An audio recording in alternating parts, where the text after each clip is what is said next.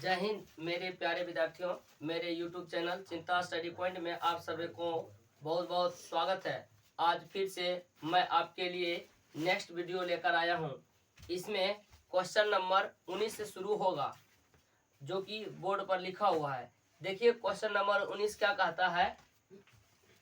अच्छी तरह से मिलाए गए ताश के पत्तों में से एक पत्ता यादृच्छया खींचा जाता है तो इसके चिड़िया होने की प्रायिकता क्या है। कोई दिक्कत नहीं आता। ये भी क्वेश्चन बिहार बोर्ड में 2 नंबर का पूछता है, तो यहाँ लिख देते हैं 2M। इसका मतलब समझ गए होंगे कि 2 मार्क्स। यहाँ तक किसी को कोई दिक्कत नहीं। दूसर का काम आपको क्या करना है, हल। यहाँ आपको लिखना है हल। कोई दिक्कत यहाँ तक ले, कोई दिक्कत नहीं। इससे पहले थोड़ा सा और आपको जानकारी दे देते हैं ताश के बारे में। ताश की एक गड्डी, ताश की एक गड्डी, ताश की एक गड्डी में कुल 52 पत्ती होता है। कितना पत्ता होता है, 52। 52 पत्ता को 2 कैटेगरी में बांटते हैं, काला और लाल। 26 गो काला होता है और 26 गो लाल। और लाल में भी 2 कैटेगरी का है, लाल में भी 2 कैटेगरी का है, लाल में भी 2 कैटेगरी का। चिड़िया, चिड़िया काला पान, काला पान। लाल में भी 2 कैटेगरी का है, लाल में भी 2 कैटेगरी का है, लाल में भी 2 कैटेगरी का है।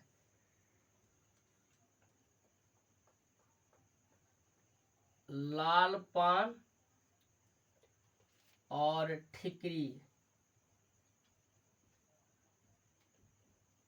ठिकरी। यहाँ तक कोई दिक्कत। तो काला में भी 2 कैटेगरी में आता है, चिड़िया और काला पान। तो चिड़िया 13 पत्ती होता है और काला पान भी 13 पत्ती होता है। आप पहचानिएगा कैसे, तो चिड़िया का फिगर देखिएगा, ताश वाला पत्ती में इस तरह से बना होगा, देखिएगा। और काला पान में देखिएगा इस तरह से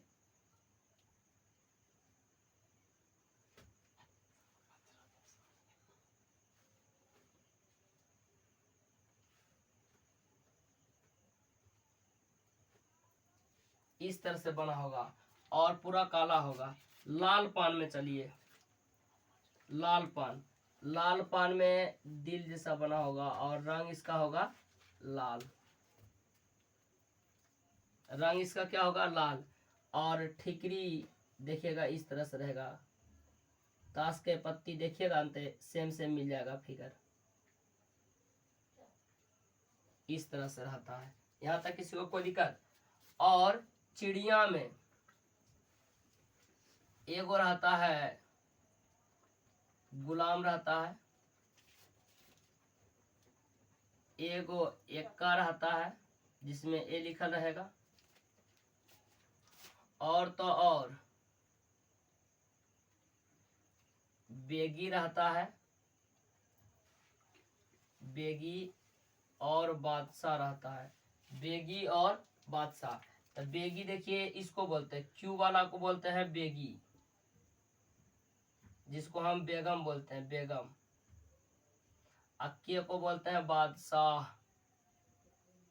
बादशाह। इतना पत्ता इसमें भी रहता है, इसमें भी रहता है, इसमें भी और इसमें भी। यहाँ तक कोई दिक्कत है। इस मेरा कहने का मतलब हुआ, चिड़िया वाला में बेगम एक, चिड़िया वाला में बादशाह एक, चिड़िया वाला में गुलाम एक, चिड़िया वाला में एक्का एक। काला पान में भी गुलाम, एक्का, बादशाह, बेगी एक एक होता है। उतना ही इसमें भी और इसमें भी। लाल पान का भी 13 पत्ता होता है और ठिकरी का भी 13 पत्ता होता है। यहाँ तक कोई दिक्कत है। ये बात आपको समझ में आ गया होगा। बस अब देखिए बन जाएगा इधर। तो क्वेश्चन में क्या बोला है कि अच्छी तरह से मिलाए गए ताश के पत्तों में से एक पत्ता यादृच्छिक खींचा जाता है। यादृच्छिक के मतलब होता है बिना देखे हुए, बिना देखे हुए, बिना देखे हुए, बिना देखे हुए। कोई दिक्कत? इसके चिड़िया होने की प्रायिकता ज्ञात कीजिए। तो पहले यहां लिख देते हैं ताश की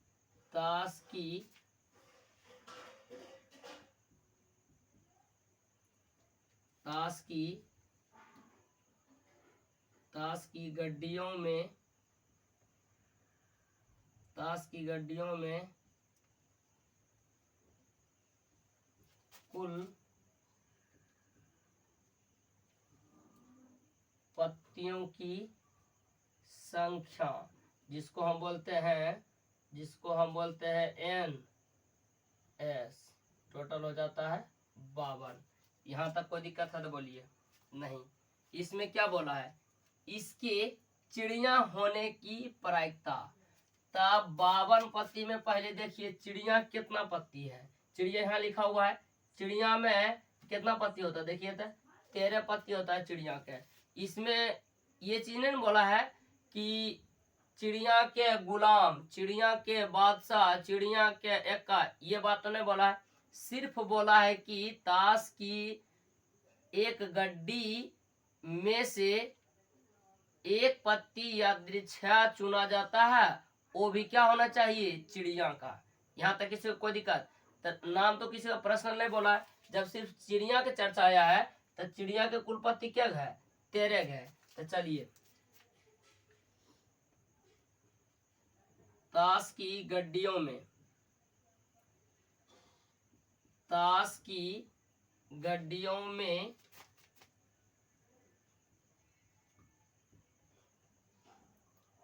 चिड़िया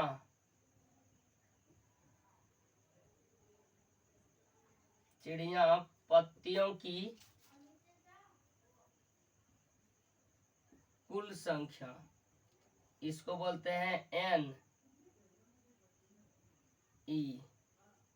बराबर हो जाएगा 13। यहां तक कोई दिक्कत है? तो प्रायिकता निकालना है। प्रायिकता बराबर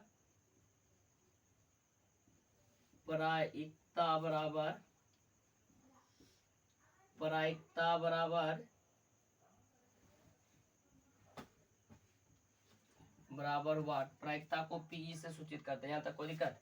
यहाँ चलता है प्रायिकता के सूत्र से।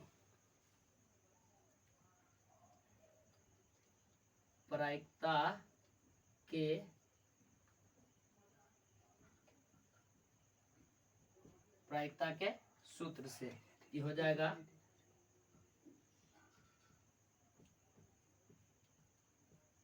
प्रायिकता बराबर, सूत्र होता है घटी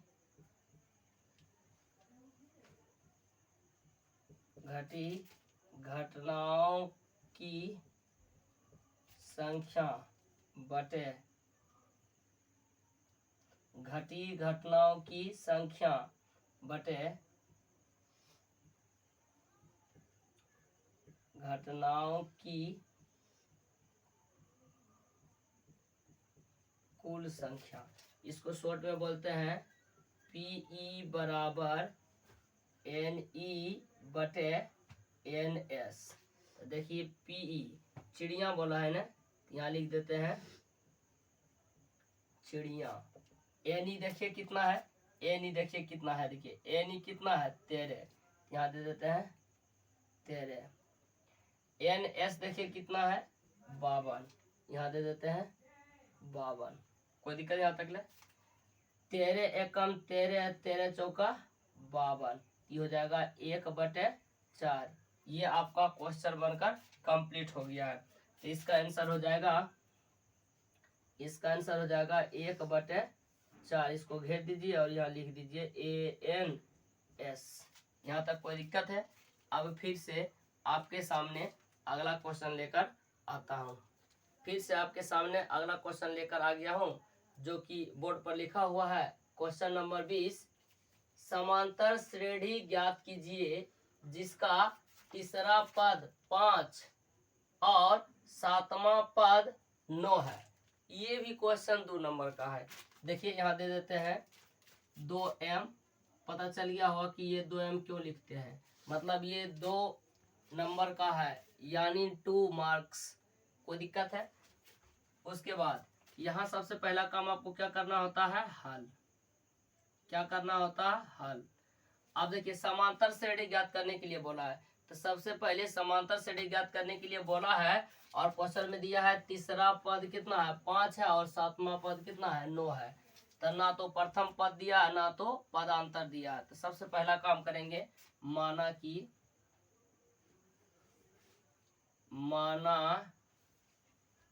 कि समांतर श्रेणी का प्रथम पद ए और सार्वअंतर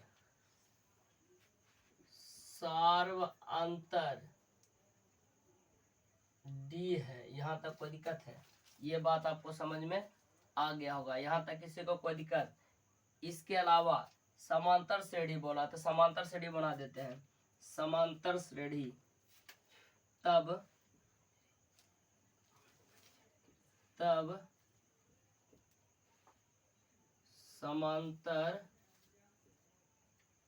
समांतर श्रेणी बराबर होगा ए। तब समांतर श्रेणी बराबर होगा, प्रथम पद ले लेंगे, द्वितीय पद लेंगे, तृतीय पद, चतुर्थ पद, डॉट डॉट ऐसे चलते रहेगा। प्रथम पद ए हो जाएगा, द्वितीय पद ए प्लस डी हो जाएगा, तृतीय प्लस ए प्लस 2d होगा। अब इसको ध्यान दीजिएगा, यहाँ देखिए प्रथम पद ए है, दे दिए। दूसर का पद में है, दूसर का पद के ए प्लस डी है, इसका मतलब 1 है। यहाँ पर, यहाँ 2 है तो कितना है? 1 है। यहाँ देखिए कितना? तेसर का पद है, तो ए प्लस यहाँ 3 पद है, तेसर का पद है ना, यहाँ से 1 कम यहाँ लिखाता है। इसी तरह इसमें भी लिखिएगा, कॉमा, यहाँ भी कॉमा दे दीजिए, यहाँ भी कॉमा दे दीजिए। तो ए प्लस यहाँ कितना है? चतुर्थ पद है, तो चतुर्थ पद है, इसका मतलब 4 लिखा हुआ, यहाँ दे दीजिए 3d। यहाँ तक कोई दिक्कत? अगर बोलेगा पांचवा पद, तो पांचवा पद भी आपको किस तरह से लिखना है? ए प्लस 5 है, यहाँ कितना हो जाएगा? 4d। इसी तरह से इसका क्रम चलता रहेगा। ये समांतर श्रेणी में लिखा हुआ है। यहाँ तक कोई दिक्कत है? लेकिन ये तो आपको एक एक्सरे टाइप दिया हुआ है, लेकिन ओरिजिनल में ये जो समांतर श्रेणी है वो निकालना है। जबकि आपको बोल दिया है कि तीसरा पद 5 है और सातवां पद 9 है। तो चलते हैं, तो प्रश्न से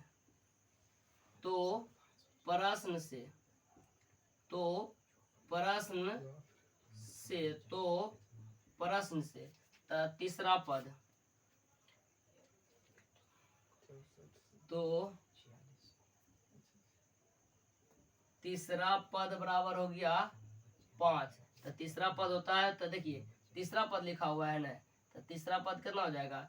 ये तो होगा ही होगा। अब तीसरा पद है तो मतलब 3 बोला है, तो 1 कम करके लिखना है, तो कितना हो जाएगा? 2d बराबर कितना? 5। इसको बोल देता है समीकरण कितना? 1। अब दूसरा काम, सातवां पद 9 है, सातवां पद 9 है। सातवां पद इसका मतलब कि पहले तो ए लिख दीजिए, अब प्लस 7 बोला है तो ए को कम करके लिखिए, इसका मतलब हो गया 6d बराबर कितना? 9। समीकरण कितना? 2। बोलो, समीकरण 1 और समीकरण 2 को एक साथ करने पर, या समीकरण 1 और समीकरण 2 से लिख दीजिए। समीकरण 1 और समीकरण 2 से, दोनों को एक साथ कर लीजिए, दोनों को एक साथ कर लीजिए। ए प्लस 2d बराबर 5 समीकरण 1, a प्लस 6d बराबर 9 समीकरण 2। आप देखिए, आप यहाँ लिख देते हैं घटाने पर, लिख देते हैं घटाने पर, घटाने पर, तो घटाने पर चिन्ह चेंज होगा। ये प्लस है तो माइनस, प्लस है तो माइनस, प्लस है तो माइनस। यहाँ तक किसी को कोई दिक्कत? देखिए ये देखिए यहाँ पर नहीं कुछ तो प्लस है, तो प्लस और माइनस कंप्लीट कट गया। ये देखिए इसके आगे में प्लस प्लस है और इसके आगे में देखिए कितना है, माइनस है। क्या चिन्ह चेंज हुआ है? तो ये प्लस है और ये माइनस है, तो दो जाती है तो घटता है, तो बड़ा में से पहले छोटा घटा दीजिए। 6 में से 2 को घटाएंगे 4 आएगा, ये डी है तो डी दे दिए।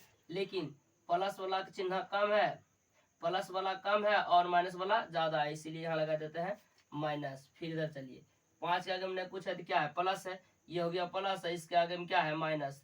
यहाँ 2 जाती है तो 2 जाती में भी क्या होता है, ये घटता है। तो बड़े वाला में छोटे वाले को पहले घटा दीजिए, तो कितना आएगा देखिए, घटा के घटाने के बाद 4 आएगा, लेकिन चिन्ह किसका ज्यादा है, माइनस वाला, तो माइनस दे दिए। अब देखिए माइनस से माइनस कट गया, फिर 4d का मतलब क्या हो गया, 4 गुना डी बराबर कितना, 4, फिर कट जाएगा 4 कम 4, तो डी का मान कितना आ गया, 1। अब ई डी का मान चाहे आप समीकरण 1 में रखिए चाहे समीकरण 2 में रखिए। चलिए अब इधर रखते हैं। अब समीकरण 1 में d बराबर 1 रखने पर, d बराबर 1 रखने पर, समीकरण 1 कहाँ है, यहाँ पर है, इसको रख दीजिए। तो a प्लस 2d बराबर 5 समीकरण 1 था, रख दिए। अब d का स्थान पर कितना रखना होगा, 1। तो देखिए a प्लस 2 गुना d का मान कितना, 1, अब बराबर कितना, 5। तो a प्लस 2 बराबर कितना हो गया, 5। ये 2 प्लस में एक उस साइड भेजेंगे तो किम होगा, माइनस में। a बराबर कितना हो गया, 5, और माइनस कितना हो गया, 2। a बराबर कितना हो गया, 3। बोलिए a का भी मान निकल गया और d का भी मान निकल गया। हमारा समांतर से डी पूछाना था, समांतर से डी का देखिए ये जो आपका ये व्यापक रूप हुआ। अब a और d के मान रखते जाएंगे तो समांतर से डी नहीं निकल जाएगा। तो देखिए अब यहाँ रख देते हैं। देखिए a का मान कितना आया है, देखिए कहाँ है, a का मान आया कितना, 3, तो एक स्थान पर 3 दे दिया, कोई दिक्कत, कॉमा, एक स्थान पर 3 दे दिया, प्लस d का मान कितना है, देखिए तो d का मान कितना आया है, 1, तो 1 दे दिए। तो 3 और 1 कितना हो जाएगा, 4, 3 और 1 कितना हो जाएगा, 4 हो जाएगा। फिर आगे चलिए a का मान कितना है, देखिए तो 3, अब प्लस 2 और गुना d का मान कितना आया, देखिए तो 1, 1 दे दिए। तो 2 1 का कितना हो गया, 2, और 2 और 3 कितना हो जाएगा, 5, 5 हो गया। फिर इधर चलिए a का मान कितना है, 3, अब प्लस 3 गुना d का मान कितना है, 1, 1 दे दिए। 3 कम 3, और 3 और 3 कितना हो गया, 6, 3 और 3 कितना हो गया, 6। तो देखिए समांतर श्रेणी आपका आ गया 3, 4, 5, 6, इसी क्रम में ये चलता रहेगा। तो इसको आप साफ से हम देखिए लिख देते हैं, यहाँ तो आपको समझ में आइए क्या होगा। आप डायरेक्ट यहाँ लिख देते हैं, अतः करके, अतः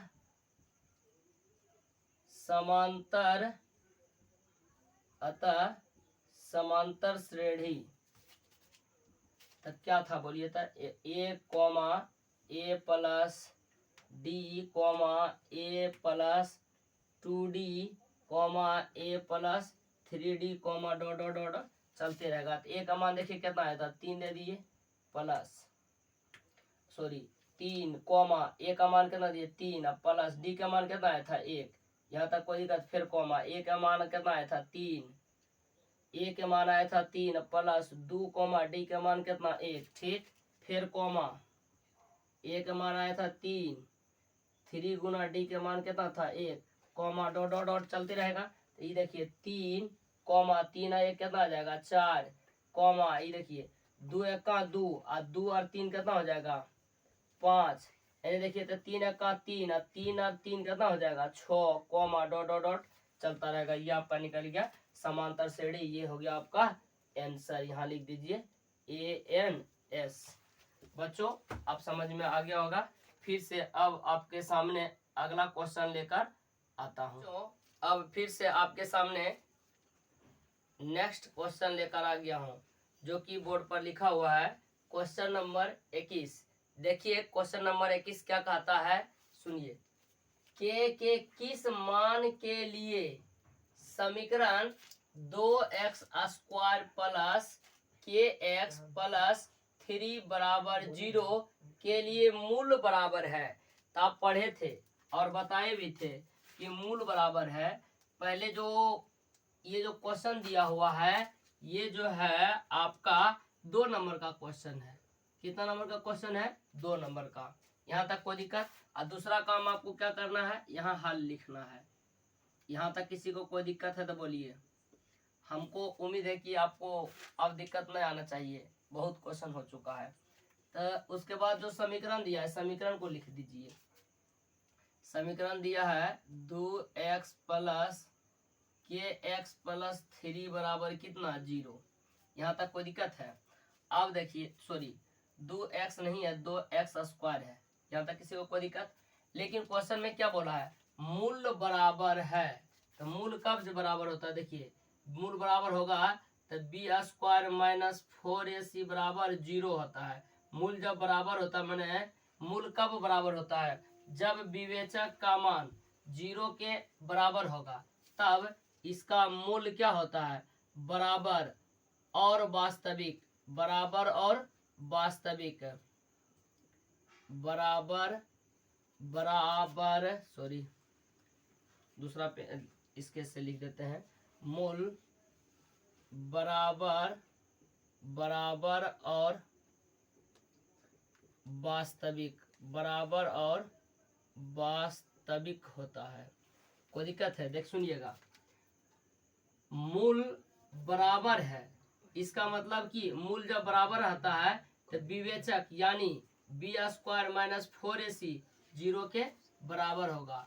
इसमें बोल देगा कि मूलों के मान, क्या बोल देगा? मूलों के मान। तो मूलों का मान हो जाएगा माइनस बी बटे 2a या कॉमा माइनस बी बटे 2a। ये भी बात को आप ध्यान रखिएगा, कभी कभी बोल देता है अगर बी स्क्वायर माइनस 4ac बराबर 0 है तो मूलों की प्रकृति क्या होगी या मूलों के मान क्या होगा?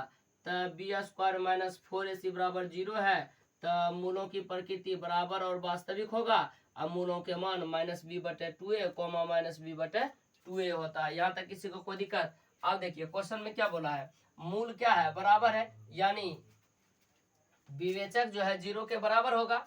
चलिए तो अब हमको b को पता करना है समीकरण से, a को पता करना और c को पता करना है। तो देखिएगा जो एक्स स्क्वायर के जो आगे में रहता है उसको बोलते हैं a, इसका मतलब a बराबर आ गया 2। सिर्फ जो x है उसके आगे में जो रहता है उसको बोलते हैं b बराबर हो जाएगा k। आई जो लास्ट में बच गया है 3, जो अकेला रहता है ना, उसमें x ना तो y ना तो कुछ नहीं, बेचारा अकेले ढनकते रहता है, उसको बोलते हैं क्या? c। तो c का मान कितना हो गया? 3। यहाँ तक कोई दिक्कत है? मूल क्या है? बराबर। मूल बराबर हो, मूल बराबर हो तो इसका मतलब हो गया बी स्क्वायर माइनस 4ac बराबर 0। अब देखिए b का मान कितना है? k। तो b के स्थान पर k दे दिए, b पर पावर 2 है तो पर पावर हो जाएगा 2 माइनस 4 गुना a का मान देखिए कितना है? देखिए तो 2, यहाँ 2 दे दिए, गुना c का मान देखिए कितना है? 3, यहाँ दे दिए 3 बराबर कितना? 0। तो इधर हो जाएगा k स्क्वायर माइनस 4 दूना 8, 8 तिया 24। यहाँ तक किसी को कोई दिक्कत है? यहाँ तक में अगर किसी को कोई दिक्कत है तो बोलिए। अब बराबर कितना आ जाएगा? 0। यहाँ तक में भी कोई दिक्कत नहीं। अब देखिए के स्क्वायर ई माइनस में उधर जाएगा, बराबर के उस साइड जाएगा तो प्लस में हो जाएगा, इधर आ जाएगा कितना? 24। ई स्क्वायर है, बराबर के उस साइड जाएगा तो क्या हो जाएगा? Under root. के बराबर हो जाएगा प्लस माइनस अंडर रूट 24। अच्छा देखिए तो 24 को आप ऐसे लिख सकते हैं, के बराबर प्लस माइनस अंडर रूट 4 छक 24। 4 छक 24। के बराबर प्लस माइनस 4 के वर्गमूल कितना आ जाएगा? 2, आज 6 का तो वर्गमूल निकालेंगे नहीं, पूरा पूरा निकलेगा नहीं। तो के का मान देखिए तो क्या आ जाएगा, +-2√6। यहाँ तक किसी को कोई दिक्कत है? अगर बोलिए अगर नहीं समझ में आया तो फिर से आपको समझाते हैं। यहाँ तक कोई दिक्कत है? यहाँ तक आपको कोई दिक्कत है तो बोल दीजिए। चलिए ये भी क्वेश्चन आपका बनकर कंप्लीट हुआ है।